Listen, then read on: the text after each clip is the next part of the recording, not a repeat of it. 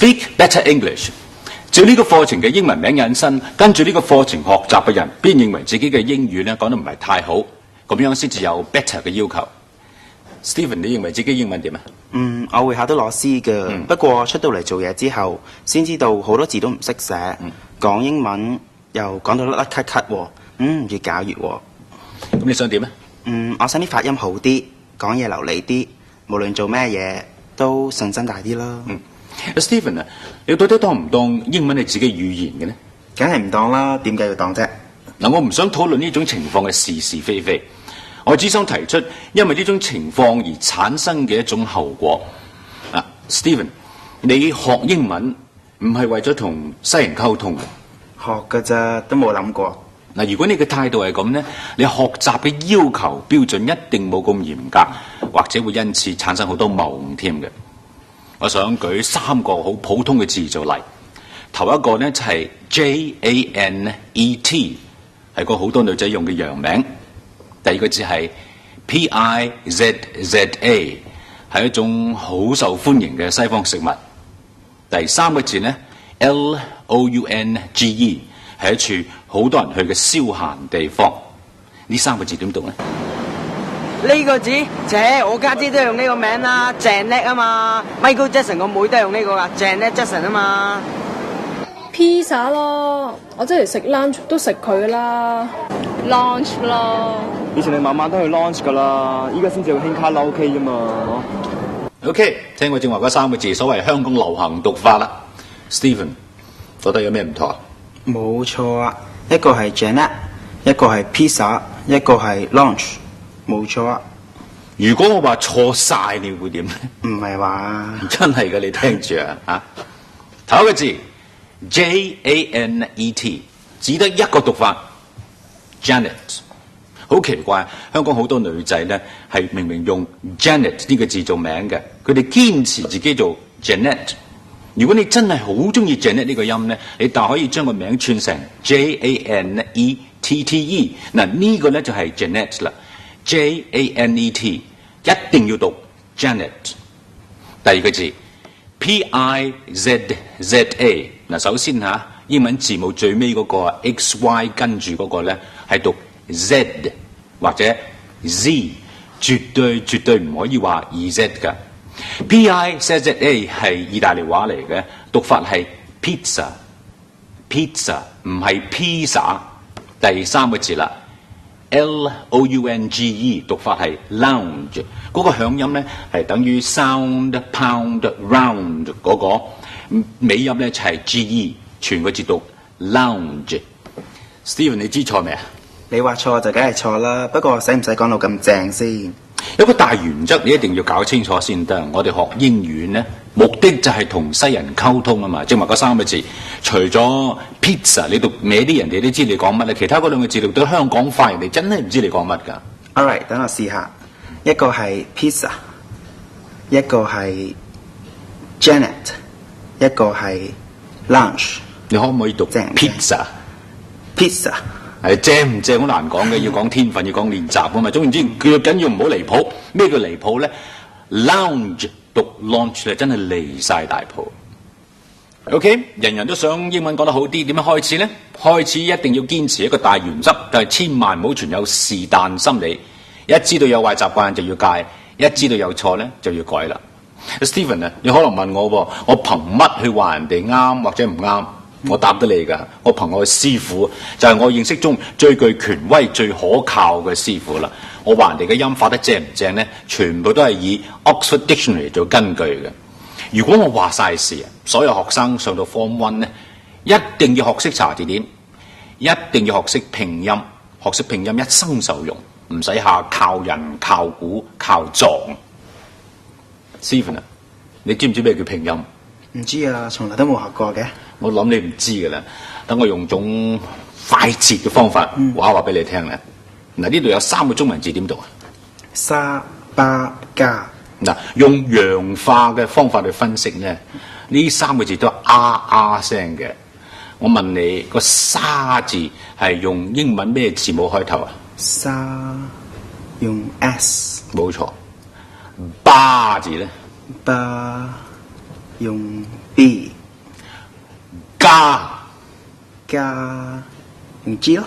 冇錯嗱 ，S、B 同 G 咧就係、英文所謂 consonants 子音或者輔音，我哋撇晒個輔音唔要，三個字都得翻 R 聲。呢、個 R 音咧就係、vowel 叫做母音啦。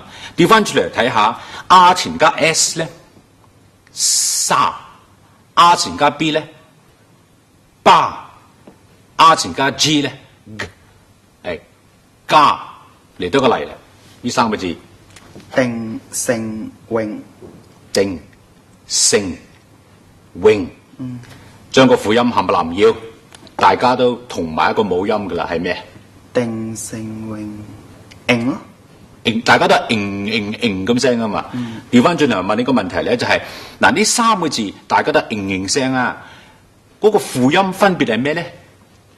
定係用 D 開頭嘅，成 S 咯，永 W。冇錯，咁咪拼音啦。Thank you very much。而家可以打開本字典啦。封面內頁咧，一眼見到 Key to Phonetic Symbols， 叫做音標例式或者叫做音標指引。點解用音標咧？因為紙上談兵，紙上談讀音，一定要用符號代表。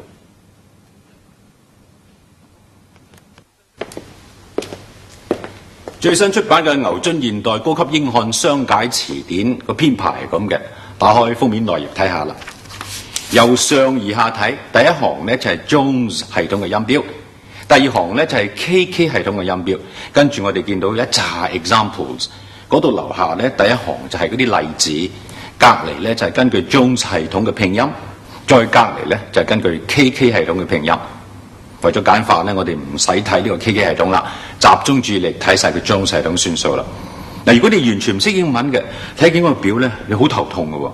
好在我哋呢已經識咗基本嘅英語，可以開始。嗱，頭一個例子呢，就係 SEEC 拼音咁樣寫法。嗱，而家我哋將開頭嗰個輔音 S 呢省落咗去，得翻出嚟一個 E 音，呢個呢就係 vowel 母音啦 E。佢個音標代表咧就係咁嘅，好似個 I 字隔離點兩點咁樣嘅。跟住第二個字 SIT sit， 好啦，一樣處理方法，開頭個 S 唔好要佢，得翻 IT it， 再唔要埋個尾音 T， 得翻中間呢個咧就係 vowel 母音啦。個讀法咧就係 E， 個音標咧就好似個 I 字冇咗樓上嗰一點咁嘅。嗱，注意下呢個係短嘅音。E 同剛才嗰個長 E 音咧有好明顯嘅分別。嗱，跟住呢個咧 TN ten， 你睇個拼音同原來嗰個字十足十一樣嘅 ten， 拼音咧就係咁樣啦。跟住我哋飛咗開頭個 T， 得翻個 N 音，再飛埋個尾音 N， 得翻出嚟嗰個母音咧係 A， 個符號咧同嗰個細草 E 咧十足十一樣。第四個字係 HAT hat， 開頭輔音係 H 唔要，得翻 AT at， 個尾音 T 咧都唔要，得翻嗰個音咧係 呢個就係母音啦。你睇下個符號好似隻蝴蝶咁，又好似個 A 啊同個 E 字混埋一齊寫出嚟咁樣嘅。第五個字係 ARM arm， 開頭冇輔音，所以唔使理啦，淨係將個尾音刪咗去，得翻出嚟嗰個母音 vowel 咧就係 R。你睇下嗰個音標咧，同嗰個 A 字喺側邊點兩點咧差唔多咁樣樣嘅。跟住落嚟第六個字係 got， 開頭嗰個輔音係 G， 刪咗去，再刪埋個尾音 T， 得翻出嚟嗰個母音咧係嗱，佢嗰個音標好怪噶，冇法子可以用其他嘅字母去代表得嘅。跟住落嚟 SAW saw， 撇除咗開頭嘅輔音，得翻個音咧係 嗰個音標咧，好似將嗰個 C 啊調翻轉頭寫，再喺側邊一點兩點咁。呢度要睇提你噃，呢個係正話嗰個咧係兩個字係唔同噶，兩個音標係完全唔同講法嘅。第8個字係 put put， 開頭個輔音係 p 刪咗去，再刪埋個尾音 t， 得翻出嚟嘅音咧係 u， 呢個音咧係好短促嘅 u。跟住落嚟睇呢個字咧，一定要比較啦。呢個係 too two， 開頭一個輔音 t 刪咗去，得翻出嚟嘅音咧係 u， 好似個 u 字再點2點咁樣。點解我正話提你要比較呢？因為呢個係長嘅 u 音，正話嗰個咧係短嘅 u 音，一定要咧自己要練下。接住呢個字又係有 u 喺裏邊嘅 cup cup， 第一件事要留意嘅個 c 當 k 讀，我哋咧就將嗰個尾音 p 刪咗去，得翻出嚟嗰個母音咧係個短促嘅音，好似個 V 字調翻轉頭寫咁嘅，睇下個音標。跟住 fur fur 刪咗開頭個輔音，得翻出嚟嗰個母音咧係好啦，第2個字咧有些少麻煩啦。剛才用嚟做例嘅字咧，全部得一個音節，但係呢個偏偏咧有2個音節 ago。我哋唔需要留意第2個音節，集中睇第1個音節。嗱，呢個咧我一定要強調，留意多啲，因為咧好多英文字裏邊咧都有呢個咁嘅音嘅。呢個係一個弱音，係個短促嘅音，寫出嚟嘅音標咧，好似將個 e 字細草 e 咧調轉頭寫咁。嗰個音咧就係喺呢度多講一句啊。譬如有本書喺度咧，你前邊咪一定有一個冠詞 article a 嘅，讀出嚟嗰陣時係 a book 係一個好弱嘅音。留意啦。以下呢啲元音咧有個新嘅名堂，因為佢哋叫做雙元音，有人叫佢哋做雙母音，一樣嘅事嘅啫。英文咧叫做 diphthongs。點解呢？你睇咗個例字先嚇，個例字係 page page， 我哋唔要開頭個輔音 p， 亦都刪埋嗰個 ge 尾，得翻嘅音咧係 a。嗱，呢度咧，我好多人有一個壞習慣嘅，我見到個 a 咁，你就 a 算數。其實咁啊錯咗嘅喎，因為你咧無端端將個音斬斷咗佢。如果你俾晒嗰個 a 嘅音完全發展咧，佢係 a。你講多2次，你會發現開始嗰陣時同收尾咧係2件事嚟嘅 a， 因此咧叫做雙元音啦。跟住嗰個又係雙元音嚟噶 home， 唔要 h， 唔要個 m 尾，得翻埋 o。你試下將個 o 字讀晒佢 o， 開頭同結尾咧又係2回事嚟嘅，所以又叫做雙元音啦。five five， 開頭唔要 f， 又唔要埋嗰個 ve 尾，得翻咧係 i， 又係雙元音嚟噶，你試下知噶啦。i 開頭同結尾咧又係變化咗嘅。繼續第4個雙元音咧，由 now 呢個字做例字 now， 我哋將個 n 字唔要，得翻個 ow 音 ow， 呢個係雙元音嚟噶，你慢慢讀就知噶啦。ow 好明顯咧，開頭同結尾係有變化嘅。跟住呢個字咧，修辭都見到噶啦 join join。嗱，將個 j 字唔要啦，跟住個 n 尾都唔要啦，中間嗰個雙元音咧係 oi， 呢個雙元音咧又好明顯嘅，開頭同結尾嘅有一個好明顯嘅分別。near near， 將開頭嘅 n 唔要，得翻嚟嗰個音咧就係 ear， 又係好明顯雙元音嚟嘅。你留意下嚇，後邊有一個括弧，當中係寫個 r 喺度，即係話個 r 音咧可有可無，嗰個作用如何咧？慢慢先至分析啦。係 ear 落去係 hair hair hair， 唔要 h 開頭，得翻係 air， 又係好明顯雙元音。去到最尾嗰個音啦，睇落個例字好簡單啦 ，pure pure， 你識我識，唔簡單啊！你睇個拼音 P 後邊咧有個近乎 J 咁上下嘅符號喺度，關係非常重大。嗱，冇咗呢個 J 嘅符號咧 ，ure 嘅音咧就係 ure 等於 sure sure 嗰個音一樣。有咗 J 嗰個符號喺度嘅時候咧，馬上變咗 ure， 先至得翻嗰個 pure 嘅發音喺度。冇個 J 嗰個符號咧係 poor， 個音擺到明係錯咗嘅。等我舉多個例俾你啊！新聞英文個字咧係 news， 你揾英國嘅字典一查，發現嗰個拼音咧就係咁嘅啦。N 咧後邊咧有個近於 J 嘅符號喺度，即係話個發音咧係 news。Oxford 咧都有美國字典嘅喎，你揾款 Oxford 嘅美國字典睇下，又去查呢個 news 呢個字，佢個拼音咧就係咁嘅。N 後邊係冇咗近乎 J 嗰個符號嘅，所以美國人一般啊讀新聞呢個字咧喺度 news 係有好明顯嘅分別嘅。母音或者元音咧講完啦，跟住咧就要講 consonants 子音或者輔音啦。我哋講嘅咧就係開頭嗰個，同尾音冇乜大嘅關係㗎。你睇落去 P B T D 同平時嘅寫法一樣啦，所以唔使驚慌啦。跟住第五個咧係 K 嘅，呢度要講嘅咧就係好多時個 C 字咧當 K 發音嘅，好似 CAT cat， 同我哋正話用過做例嗰個 COP cup 都係用嗰個 C 字行頭，但係讀 K 音嘅。繼續落去嗰個字咧冇乜大關係 ，G 同平時嘅寫法一樣。CH 要講，因為嗰個音標好怪嘅，你睇唔睇到啊？好似個 T 字跟住你畫個好長嘅 S 咁樣嘅咧，呢個係 CH 嚟㗎。你睇多幾次咧就會熟習㗎啦。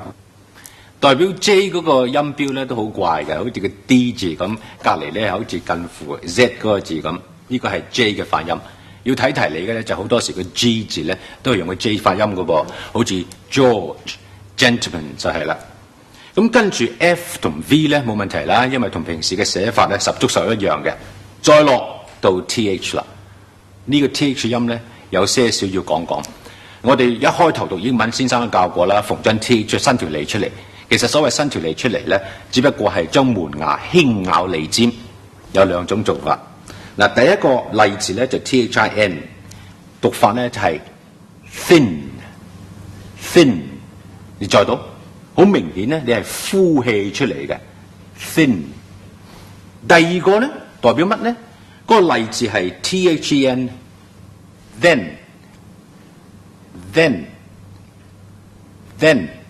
唔應該呼氣嘅喎。如果你呢度呼氣話 then， 其實咧已經係發音錯㗎啦。重複下啦 ，th 有兩種做法，第一係呼氣嘅，第二咧就係唔呼氣嘅。兩個音標咧都係唔同嘅，呢點要千萬留意。過隔離嗰行 S 冇問題啦 ，Z 都冇問題啦，因為同平時嘅寫法一樣。跟住嗰個好長嘅 S 咁嘅款嘅咧，就代表 SH 嘅發音。你睇得兩三次咧就會熟習㗎啦，唔緊要。跟住呢一個咧係廣東人之大忌啊！點解咧？嗱，個例字就係 VISION 咧，個讀法就係 vision。你聽落去，哇，好似有 SH 咁，其實嗰個咧唔係 SH 音嚟㗎，係一個好用力摩擦出嚟嘅音。vision。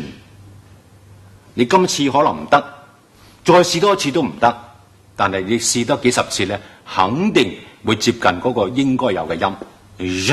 係個摩擦嘅音，唔好輕輕巧巧當嘅 SH 讀就得㗎啦。好啦 ，H 冇問題啦 ，M 冇問題啦 ，N 都冇問題。跟住呢個咧，好古靈精怪，近乎 N， 但係有一條尾巴嗰個咁嘅音標係代表咩咧？其實係代表一個尾音嚟嘅，佢嗰個發音咧，等於香港地姓吳嗰啲人咧，係用 NG 去寫出嚟噶。呢度嘅例字咧就係 sing，S-I-N-G sing， 所以呢個咁嘅怪符號咧就代表後邊嗰橛嘅音，嘅音。繼續 L 同 R 都冇事，因為嗰個音標嘅寫法同字母係十足十一樣嘅。再落咧要講咯噃。嗱，呢個音標咧好似 J 咁，其實咧就代表咗 Y 嘅發音。錯初睇字典嗰陣時候咧，千祈唔好哇個 J 字唔係啊，原來佢係 Y 嚟嘅。個 J 真正嘅 J 嘅發音咧，另外有一個古靈精怪嘅符號嘅，你仲記得啦？最尾啦 W， 一講到 W 咧，一定要楞埋 WH 一齊講。嗱，我哋講普通話都知道啦，三畫王嘅發音係橫，呢個江夏王嘅發音咧係橫，有氣吐出嚟嘅。原則上 W 同 WH 嗰個分別係十足十一樣。不過啊，而家摩登英語標準嘅讀法嚟講咧，你唔使理佢噶啦。W 同 WH 咧一樣當佢發 W 音就得噶啦。嗱，音標我哋算認識噶啦嚇，而家就講下用法啦。英文字裏邊咧好多都係一個音節嘅，所謂單音節嘅字。正話我哋用嚟做例嗰啲字咧，除咗兩個之外咧，冚唪唥都係單音節嘅。呢啲咁嘅字咧唔使麻煩啦。而家集中睇下嗰啲兩個音節嘅字，有一個原則咧，一定要搞清楚。英文逢親有兩個音節一拍埋，絕少機會咧，用同等嘅力量、同等嘅聲調去讀出嚟嘅，梗係一個輕一個重。呢個輕咧就嗰個重啦，嗰個重咧就呢個輕嘅。就用翻正話嗰兩個字做例啊，一個 AGO， 一個咧就 VISION。而家算我哋蠢到呢兩個字都唔識啦，好唔好啊？查字典，睇下佢點樣教法，睇佢拼音如何。第一件事一睇落去咧，就見到有撇喎。你睇下嗰撇咧，擺喺上高個撇啦。嗱，嗰撇後邊嘅音節咧，就話明要重讀。重讀咧，英文叫做 stress， 因為有呢個重讀嘅符號一出現啦，前後咧就相應要輕讀噶啦喎。你睇下 AGO， 第二個音節前係咪有一撇啊？即係話嗰個 go 要大聲讀啦。好啦，成個字嘅發音咧就係 ago。第二個字咧，嗰個重音節咧就擺咗第一個前邊噶嘛，睇唔睇到啊？所以成個字嘅發音咧就係 vision。講到離晒大譜好唔好？如果我哋話 argo vision， 咁咪真係離譜啊，錯到冇得否認噶啦。行翻轉頭講，我剛才提出嗰三個字好唔好啊？第一個 JANET， 第二個 PIZZA，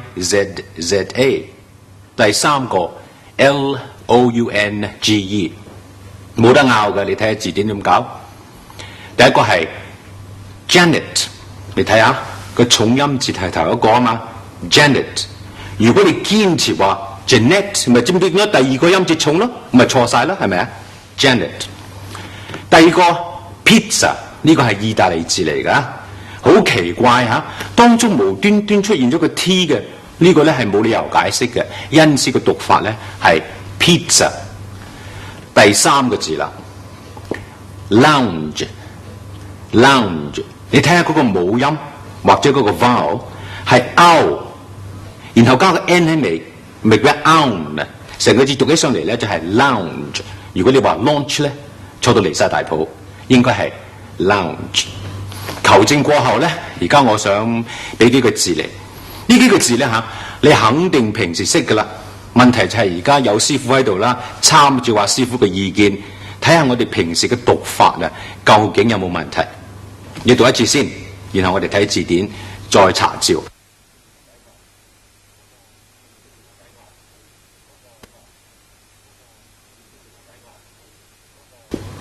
第一個，你睇到啦，嗰個重讀嘅音咧就係第二個啦，所以一抹眼望埋去，你就知道讀 nouns 啱啦嘛。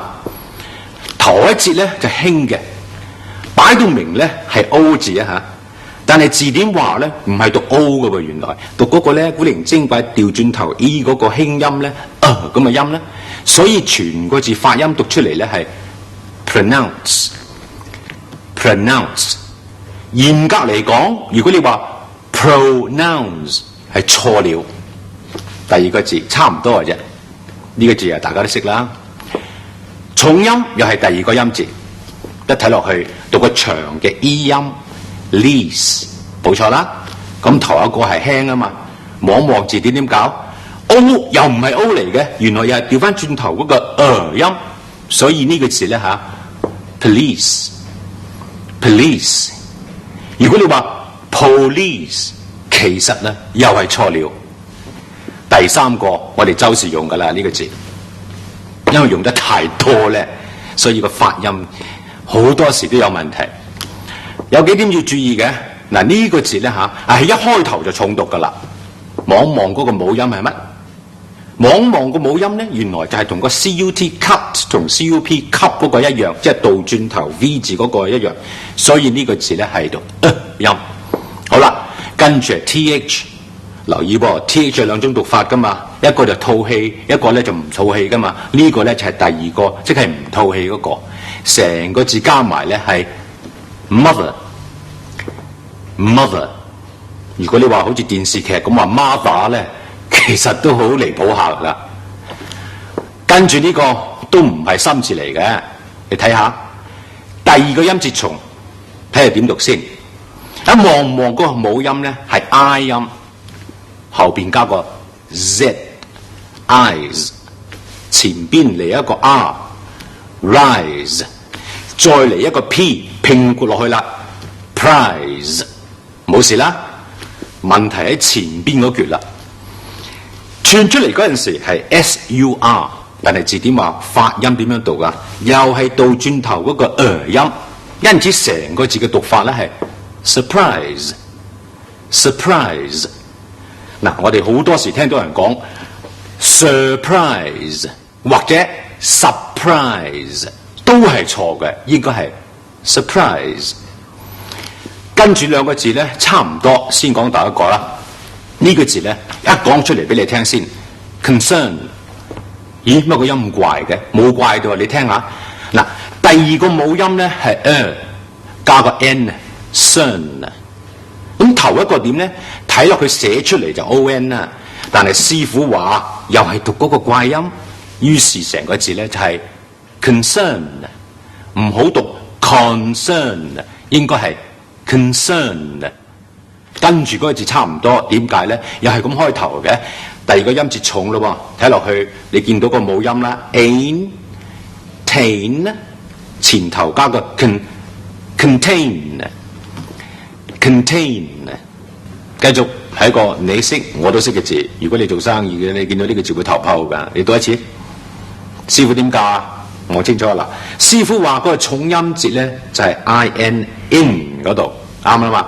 嗱，你睇埋嗰個字其他嗰部分咧嚇，表面咧好似有兩個音節咁，但係師傅話咧兩個音節算數啦，當佢一個讀出嚟。於是成個字嘅發音咧就係 interest。你話喂，我識好多西人嘅噃，東南西北方都有好多咧，成日都講 interest 嘅噃，唔通佢哋錯？唔係。不過如果你跟住 Oxford 咧，你讀兩個音節就夠㗎啦 ，interest。最後嗰個字咧，又係成日都見㗎啦。其實呢個字咧由兩個字形成嘅，第一個係 cup， 第二個咧係 board。OK， 咁你睇落話師傅話咧，重個音節咧，第一個。睇下師傅嗰個拼音法啊，原來嗰個 cup 後邊個 p 咧冇咗喎，加埋後邊個 board 嗰個音咧嚇，變成嗰個弱音添，於是發音出嚟咧 cupboard。有好多小學生默書成日錯呢個字咧，就因為佢變得太怪 cupboard。好，你自己再讀多次。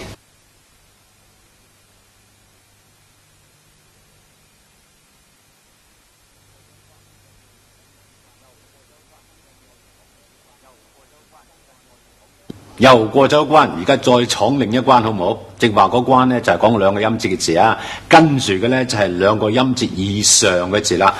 三個好，四個好，五個好，10個一樣處理嘅啫，唔使驚啊！首先考下你啦，俾一紮字你讀咗一次先，好唔好？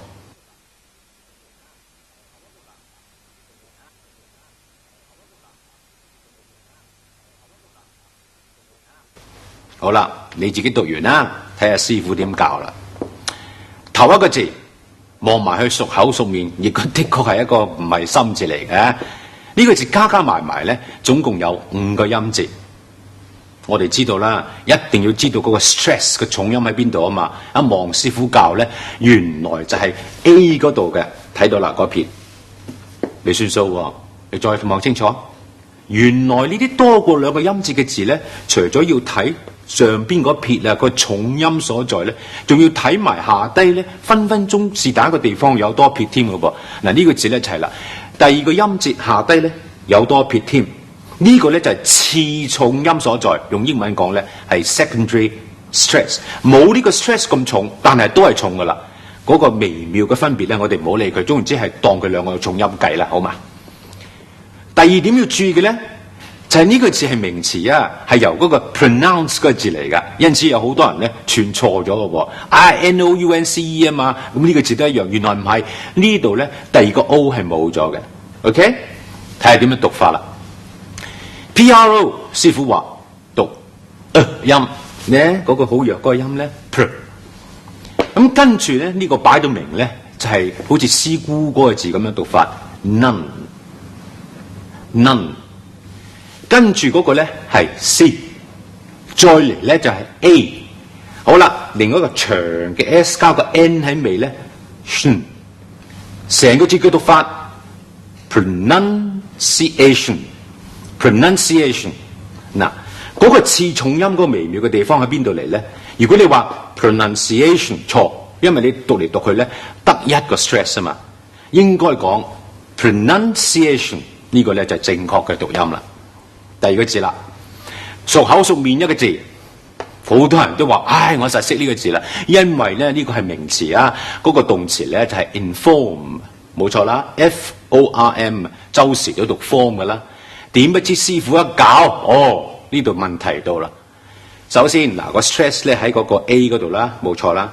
嗰個 secondary stress 次重音咧就開頭啦，好多人就錯呢度嚟。有啲人咧就 information 其實係錯咗嘅。師傅話咧個次重音咧喺個頭嗰度，所以我哋讀出嚟嗰陣時應該係 information。第二點要注意嘅咧就係form 嗰度咧嚇，又係用咗個好弱嘅音喎。你話 information 都錯，應該係 information， 好輕巧過嘅 information。跟住呢個字，有交嗌。點解嗌交咧？熟口熟面一個字。嗱，師傅教咧，頭一個音節咧，佢用一個 e 一個短嘅 I 音，跟住咧第二個音節有一個 k 嘅音喺度嘅，再嚟嗰個 or 嘅音咧，又係用嗰個弱嗰個音，所以成個字讀出嚟咧，師傅教係 director。你有冇搞錯啊？我都係董事。周時啲人都叫我做 director 噶啦，亦都有人叫我做 director 啦，硬係冇人叫我做 director 嘅。你咁樣講就差咗啦，因為師傅包冇撞板噶嘛，實啱噶嘛。師傅冇話俾你聽嘅啫。嗱，主要你接受咗 director 呢個字先，跟住咧我可以補充話俾你聽，真係有人咧將頭一個音節咧加個 I 音上去嘅，讀 director。你啱噶，冇錯到噶，亦都有人咧將頭一個音節咧用嗰個好弱嗰個音咧讀出嚟 ，director 都係啱，所以隨口而出。你聽見人咧講 director 有 director 亦都有，亦都有人講咧 director， 總之三個音都有。呢個字又係好多人識噶啦，平時都好多時用嘅添。你讀咗先啦，好唔好啊？讀完啦，睇下師傅點教，一定有些少出入嘅。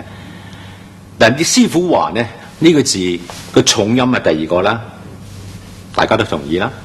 但係師傅同你可能有出入嘅地方呢，就係師傅頭一個音節裏邊嘅母音呢，用個短嘅 I 音，成個字呢 digestion。你眉頭皺，最尾個音點解讀得咁怪㗎？好，開埋本俾你聽嚟，睇下師傅個音符，佢用嗰個近於 T， 然後咧有一個咁嘅長 S 嘅，即係話 TION 同平時嗰個發音咧係有些少出入。平時 TION 多數係用 SH 長頭噶嘛，咁噶。呢個字咧就偏咧就用 CH 長頭。個秘訣就係點咧？逢親 TION 之前係加個 S 喺度嘅。嗰個讀法咧，多數係變 CH 嘅噃，成個字係 digestion。你唔接受嘅咧，就係話我哋平時去到東南西北嘅地方，啲人都話 digestion 嘅，點解要 digestion 咧？哦，原來你都係啱嘅，因為呢度個 die 同 d 嘅分別咧，就等於正話個 director 同 director 一樣嘅啫嘛。你中意邊個就邊個，唔係一定要跟足師傅嘅呢度嚇。第二個字啦，如果你平時聽下英文新聞㗎，電視電台都好啊，周時都聽到呢個字咧嚇。表面睇落去有成4個音節，師傅教點咧？你睇下，得3個嘅咋。師傅嘅讀法咧就係 territory， 個重音咧就係第一個音節嗰度。territory， 你係話唔係啊？我移民咗加拿大啦，周時都去美國嘅，嗰度啲人唔係咁樣讀法嘅。係啊，嗰邊嘅人咧好得意嘅，佢讀翻4個音節出嚟嘅，多數都講 territory 嘅 territory 嘅。你話我係咪錯咧？唔係，不過咧，如果你跟住標準嘅英音 ，Oxford 話晒都係標準嘅英音啦，咁咧就係3個音節就已經足夠噶啦。呢個字講天氣係成日有噶啦，係咪啊？你試下讀一次，人叫你刻意去讀咧，你有啲窒口窒舌噶，真係噶。師傅教睇落去咧吓，就有4個音節啦，點不知又係縮埋得3個啫噃。重嘅音節頭一個啦 ，tem 唔好理佢住啦，呢個實擔噶啦。跟住咧吓，望埋去係 P-E-R-A 嘅，師傅話唔好理佢咁多，當佢 P-R 用嗰個弱音就得噶啦。T-U-R-E 咧用個 C 長頭 ，temperature。如果你話 temperature 咧，其實已經係麻麻地嘅咯，你知嘛？應該係 temperature 好快好順口嘅。呢個仲麻煩啊！你睇下，睇到啦嘛？你寫得到？如果你平時唔留心嘅，唔睇下師傅教導嘅咧嚇，你分分鐘將呢個字咧讀得好怪噶。師傅話呢個字嘅重音頭一個啦，冇事幹啦，然後第二個都冇乜事幹啦。師傅咧就將 A-R-Y 縮埋得一個音嘅啫，所以師傅教嗰個發音咧就 ordinary。但係講翻轉頭啊，如果你話 ordinary 得唔得咧？得嘅，可以接受嘅。不過師傅話 ordinary 啫。最後一個字似乎深，其實唔深嘅，因為香港通街都車。呢個字咧足以證明啊，平時如果唔查字典，自己撞佢讀音咧，分分鐘咧就會撞板嘅。等於我哋中文字啫嘛，有字讀字，無字讀邊，分分鐘讀錯嘅。呢個字就係啦。嗱，呢個咧，師傅一列出個拼音方法俾你睇咧，原來嗰個 H 係啞咗冇咗嘅。嗱，開頭嗰個母音係一個長 E 音啦，跟住咧就一個短嘅 I 音，然後咧就 KLE 嗰個音發出嚟，成個字嘅讀法咧就係 vehicle。如果你自作聰明有 H 喎 vehicle 錯咗都唔知啊。繼續嚟。正話我哋舉例嗰啲字咧，除咗講幾個啊 ，pronunciation、police、concern、contain、surprise、temperature，諸如此類呢啲字咧嚇，裏邊睇字典咧，全部有呢個倒轉 E 嗰個弱音嘅，唔理佢係 U-R 又好 O-N 又好，全部變晒呢個音，我覺得好奇怪，點解變晒嘅咧？咁你講得冇錯啊，呢個咧有名堂嘅，就係叫做變音，英文叫做 assimilation。我哋學英文啊，講得唔係好好聽咧，有陣時分分鐘就係咩咧？冇法子可以掌握佢嘅變音。嗱，呢個咁嘅倒轉頭呢個音咧，我稱之為變音嘅第一種。第二種啦，第二種咧就關乎嗰個字嘅尾音嗰部分嘅。你先睇下兩種尾音，可以分兩種嘅，睇咗先啊。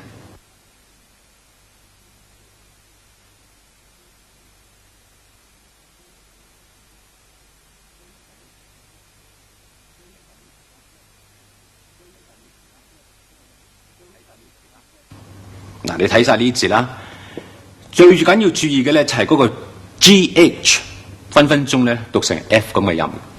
All right， 嗱，頭一種尾音咧個名堂叫做 voiced consonants， 第二種嘅尾音咧有個名堂嘅叫做 voiceless consonants。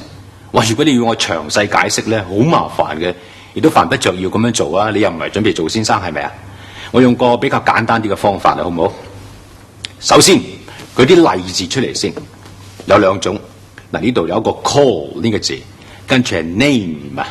跟住咧就係 plan 啊，再嚟下低嗰個咧就係 love， 好嘛？呢度咧就係 laugh、book、pass、watch、wash， 全部字識嘅，準備啦嘛？睇下有咩分別。方法好簡單嘅咋，你擺喺手咧喺個喉嚨嗰度。如果你係女仔，冇嗰個喉嚨頂咧，當然係嘛，都係呢個附近嘅位置。OK， 得啦嘛？咁我講啦，講咗頭一組字先好冇？唔好偷懶喎，講晒個字出嚟。Call、name、plan、love， 有咩感覺先？你咪發現咧呢度震震地噶，當然唔係平平橫橫嗰種震法啦，輕微咁有種震盪感覺嘅。OK， 第二組字啦，照版照碗。Laugh、book、ship、pass、watch、wash。個分別在於點咧？你讀第二組字嗰陣時冇震盪感覺嘅，但呢個分別就最緊要，一個係震嘅，另外一個咧唔震嘅。咁講咁多嚟做乜咧？一定有個原因㗎。嗱，發音咧佢有影響。首先咧就講呢啲字後邊加個 s 嗰陣時咧有個分別。你震嗰種字咧你試下啦 ，call 後邊加 s 咧，嗰個 s 咧就唔係普通嘅 s， 係 z 音，係個震動 z 音嚟嘅。calls、names、plans、loves， 冚唪唥都係 z 聲嘅音嚟嘅。咁其他啲唔震盪嘅音咯，會點咧？舉三個字做例啊 ：laughs、books、ships， 一個好輕巧嘅 s 音，呢個第一個分別。第二個分別啦。呢啲動詞分分鐘後邊咪加 d 嘅或者 ed 嘅，嗰啲震盪嘅音咧，讀一次俾你聽 ：called、named、planned、loved。d 就係 d 噶啦，冇得變化嘅。佢係 d 咧，讀翻 d 音。嗰啲唔震盪嘅音加 d 或者 ed 咧，變啦，變成咩音咧？你聽下先好唔好？Laughed, booked, shipped, passed, watched, washed。我唔係作狀噶，你聽到居然咧就係 T 音，個 D 字咧變咗 T， 你仲要好肯定到個 T 音出嚟添噃，你唔好介乎兩者之間含含糊糊咁話。D 擺明係變 T 嗰陣時候咧，你要讀個 T 音，呢個咧就係變音嘅第二種啦。嗱，呢度有四組字啊，頭一組咧你睇到啦，係 Z 包尾啦，第二組係 S 包尾啦，第三係 D 包尾嘅，第四咧係 T 包尾嘅。你試下讀第一組我聽。His、she's、pants。Thank you， 麻麻地啫，因為呢度咧你冇乜信心啊，見住個 S 咧讀 Z 嘅音出嚟。嗱，讀呢個字嘅秘訣咧就係夾埋嗰啲牙咧，拆個音出嚟，成個人個口嗰度咧係震嘅。我讀一次俾你聽下啦 ：His、she's、pens、bands。唔好驚啊，係震個 Z 音出嚟嘅嚇。你睇第二組 ，shops、looks、chuffs、best。嗱，呢度冇問題噃，因為個 S 係讀翻 S 啊嘛，好輕輕巧巧咁啊。好啦。咁啊，第三組啦 ，D 字包尾啦 ，planned、blamed、slowed， 呢度都係冇乜問題啦嚇，因為 D 音啊，包尾係 D 啦，你習慣咗啦嚇。你話 planned、blamed、snowed、hammered， 諸如此類啦嚇。最尾個組小心咯喎。chopped。啊！你好冇信心啊，好難怪你㗎。你知道嗱，呢度有個變音啊嘛。你明明見到佢係 D 嘅，點解知佢要讀 T 變咗？一下唔習慣嗰陣時候咧，你哋變咗咧兩頭唔到岸噃，又唔係 D 又唔係 T， 咁中間一個古靈精怪嘅音行出嚟。呢度一見到你明知佢變咗音嘅時候咧，你就好老實咁讀個 T 音出嚟得㗎啦。好似我示範俾你聽啦 ，chopped、popped。kicked。嗱，嗱，明明讀出嚟咧係 T 音包尾嘅。我由頭讀一次俾你聽嚟，好嗎 OK，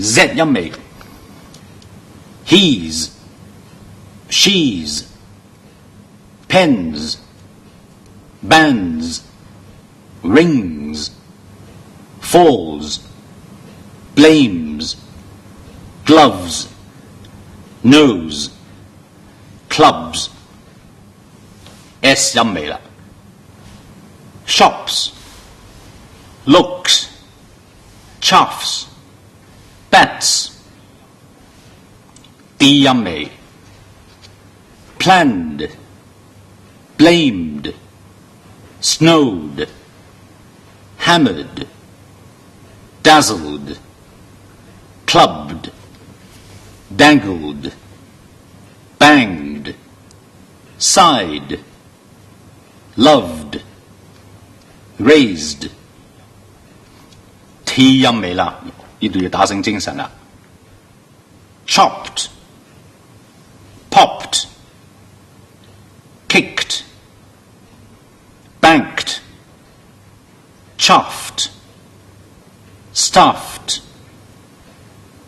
raced、based、matched、sketched、rushed、pushed。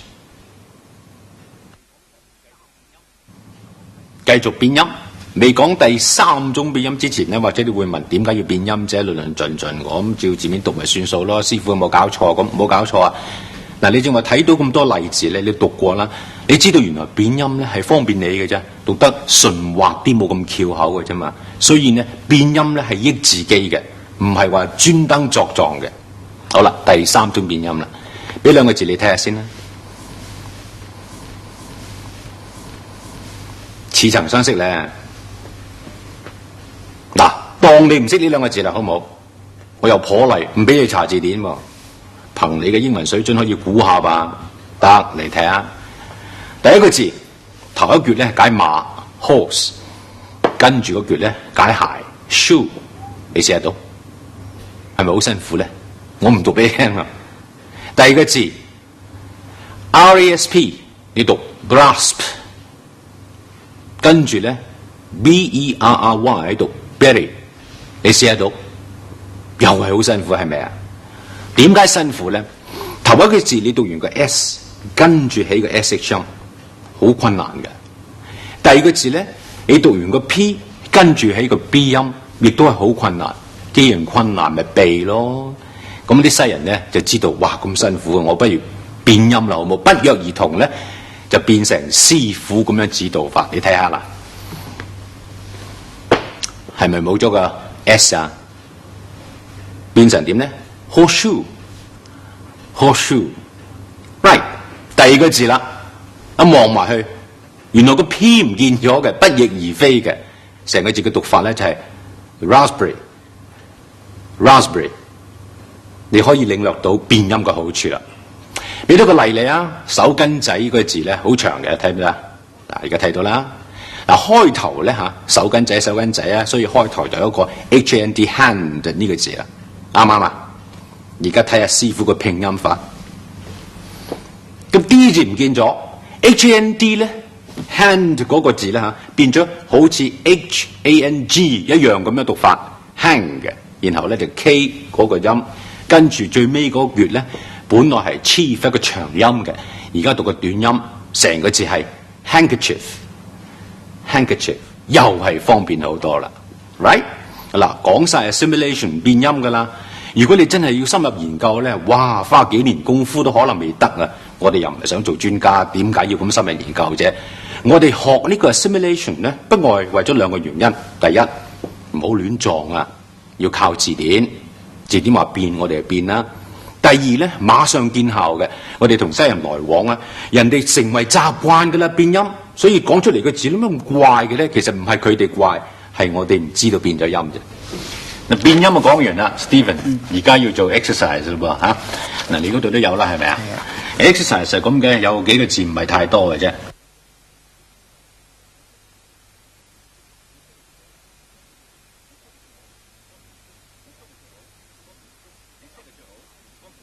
你識就最好。如果唔識又唔俾字典你查嘅，要你靠估靠撞咁樣，你點樣讀法呢？真係要我讀啊？唉，放膽！我想你證明一件事啫嘛。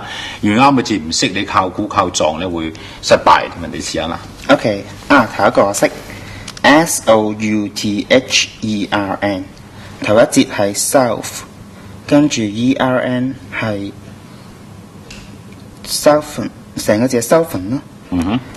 BAR 係 bar，RACKS 係 res， 成個字咪 barras 咯。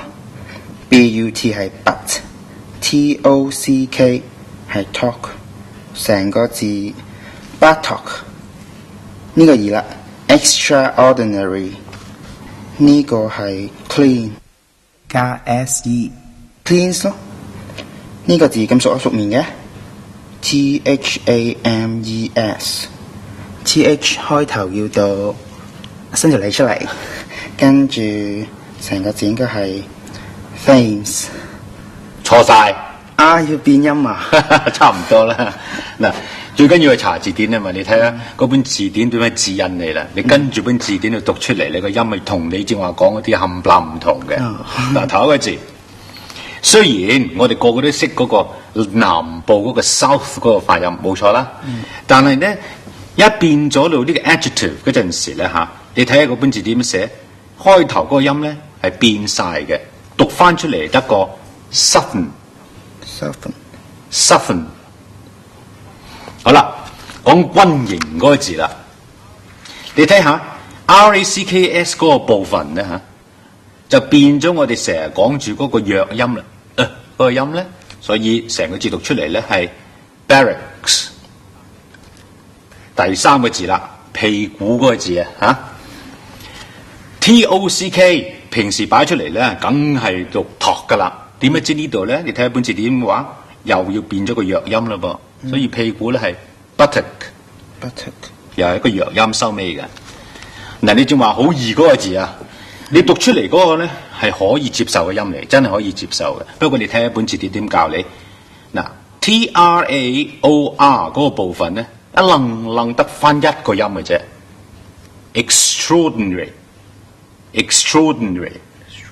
嗱，啲我要聲明一句，你讀成肥仔乜咁嘅講法咧嚇都可以接受嘅。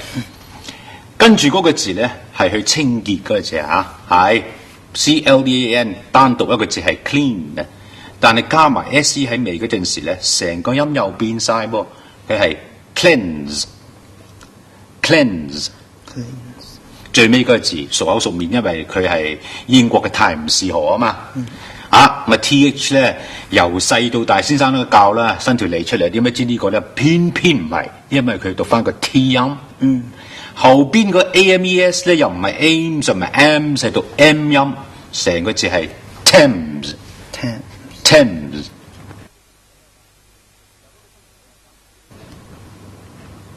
有一個新題目啦，呢個題目名堂叫做略音，即係省略嗰個略，英文叫做 elision。嗱，正話咪睇過兩個字嘅，一個係 temperature， 另外一個咧 raspberry。我哋提呢兩個字嗰陣時候話變音，諗深一層咧，唔係啊。本來個字面咧係 PERA， 睇落佢應該有兩個音節嘅。師傅話唔係，讀一個音得㗎，咁係咪省略咗啊？睇埋第二個字，本來個字咧係一個 P 喺度嘅，師傅話唔需要個 P 喎，咁啊唔要咯，省略一個咯噃。本來最尾嗰句咧係 BERRY 讀 berry 嘅，師傅話唔需要讀 berry， 讀 brie 得啦。有兩處地方省略，所以正確名稱應該係略音。略音嘅好處咧，同變音一樣嘅啫，係方便我哋講起嗰陣時咧冇咁翹口，順利啲啫嘛。嗱，我呢度俾幾個字嚟睇下好唔好啊？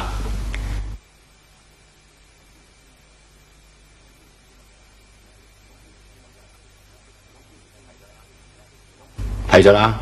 如果我唔係專登提出嚟咧，你諗都唔使諗噶啦，因為好識噶啦呢幾個字。我讀一次好嘛 ？Christmas、dustbin、often、glisten、listen。諗唔起奇啫？唔係啊！你打開本字睇睇啊！你讀啱咗，你唔知道原來略咗音噶，好似 Christmas 咁啫嘛。中間嗰個 T 咧冇咗嘅，咁咪省略咗佢咯。嗱，嗰個垃圾桶嗰個字咧，本來係 dust dust， 有個 T 音叫做正確啊嘛，但係放咗呢個字裏邊咧，個 T 又冇咗嘅，又係省略咗啦。如果你加落去錯嘅噃，咁微妙嘅地方咧，你係叫話 dustbin， 你係錯咗嘅喎，個略音係應該嘅喎 dustbin。第三個、第四個同第五個字咧，可以一起睇。呢三個字根據師傅教訓咧嚇，都係冇咗個 T 嘅，此其一。仲有一點咧，就係、是、本來睇見收尾嗰度大家都係 EN 嘅，係咪啊？佢唔係啊，原來個 E 都飛埋去，得翻個個鼻音出嚟，所以咧 often。listen， 咁啊叫做正確啦。你有懷疑咧，係咪諗住嗰個 OFTEN 嗰個字啊？你啱啦。嗱 ，OFTEN 根據師傅教咧，個 T 就冇咗啦，E 字跟住冇啦 ，often 啱啦，係咪啊？但係我嘅觀察咧，而家越嚟越多人咧中意用翻個 T 字噃，因此咧根據而家嘅趨勢睇咧，你讀 often 係當啱嘅喎。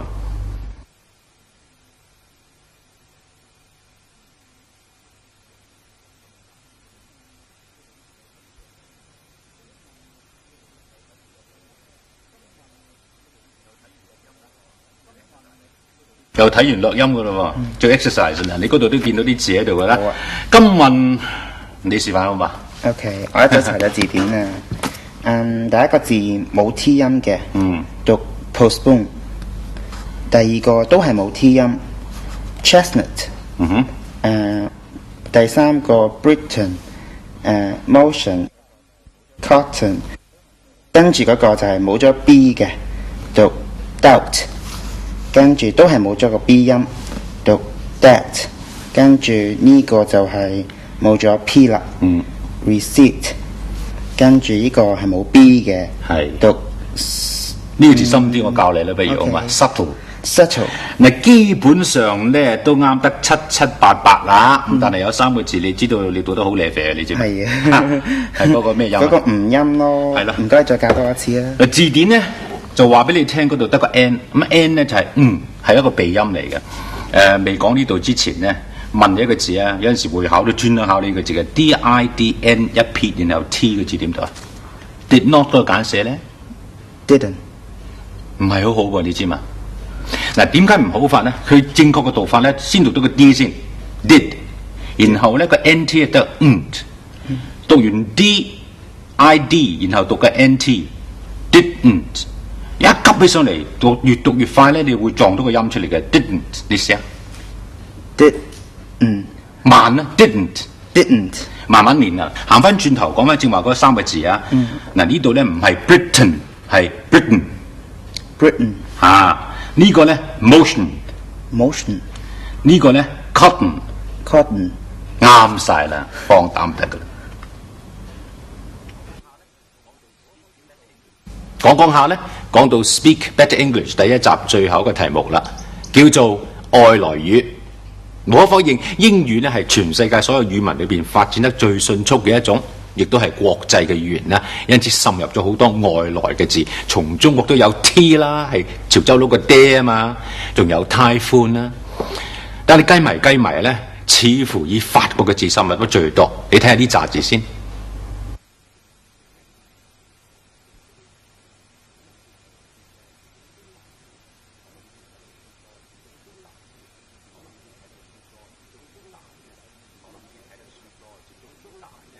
可能你睇得書多，接觸面大咧，見過呢啲字噶啦。我亦都好肯定咧，你唔係點咁出聲講，係咪啊？除咗第一個，點解第一個會特別係熟絡啲咧？因為你可能係後生仔女，周時去聽啲演唱會嘅，某大歌星出嚟唱到身水身汗，行入去啦，準備收檔，點樣知你拍手，再嚟呢個，你嗌咩字咧？嗌 encore 啱唔啱？你以為自己啱咪錯了啊？你睇下師傅點搞。師傅教 EN 唔係讀 N， 係讀 ONG 咁嘅音 on， 跟住咧後邊嗰句係 call， 成個字加埋 encore。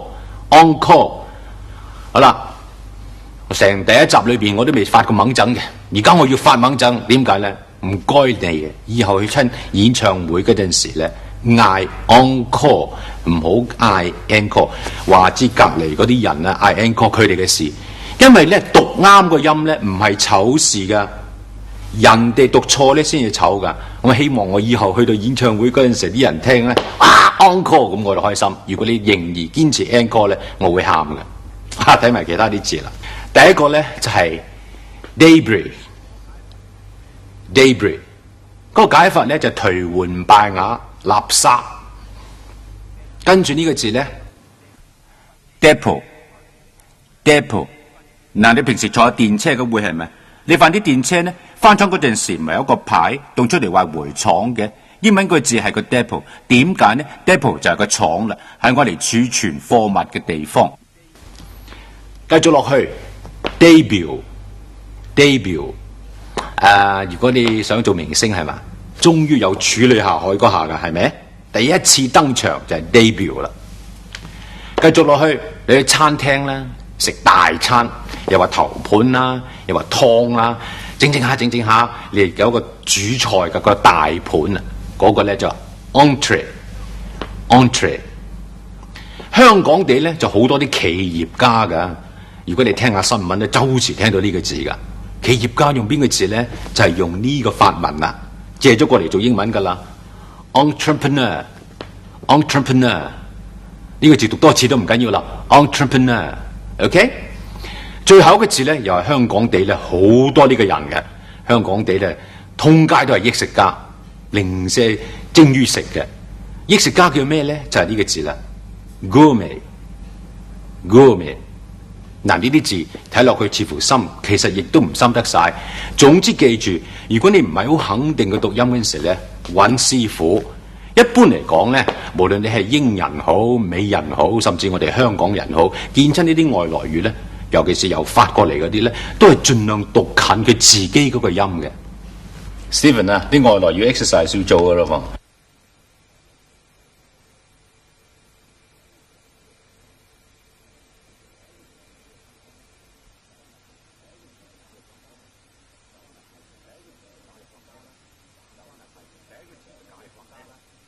嗱，第一個字嘅解法呢，就係、譬如你有兩個國家啦，關係本來好緊張嘅，而家出現咗個暫時緩和嘅局面呢，就用呢個字啦。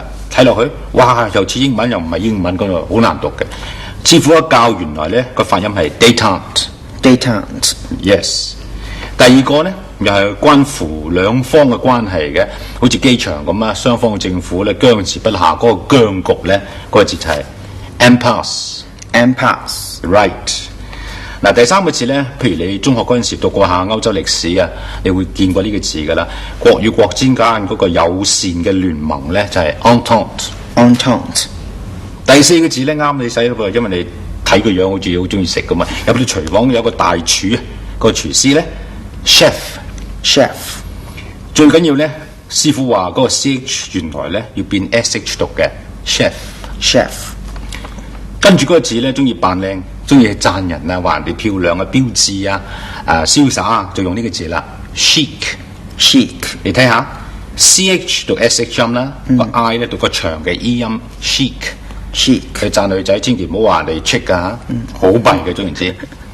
嗱，最尾嗰個字咧，我最怕人哋我嚟形容我啦，火氣，你知嘛？passive。Right。嗱，呢啲都係外來語啦，表明咧外來語。如果你憑經驗去拼音咧，就冇法子拼得出嚟嘅，一定要靠查字典先得。第一集咧要結束啦，我哋學過點樣查字典，點樣去拼音，點樣去睇音標，最緊要咧就係發現啲長字嗰陣時，一定要知道個 stress 擺喺邊度。學過乜嘢叫變音啦 ，assimilation； 學過咩叫做略音啦 ，elision。最後咧就係查字典，查清楚外來語嘅讀法。歸根到底都係一句嘅啫。一有字唔識嗰陣時咧，請教師傅 Oxford Dictionary。Thank you very much。拜拜。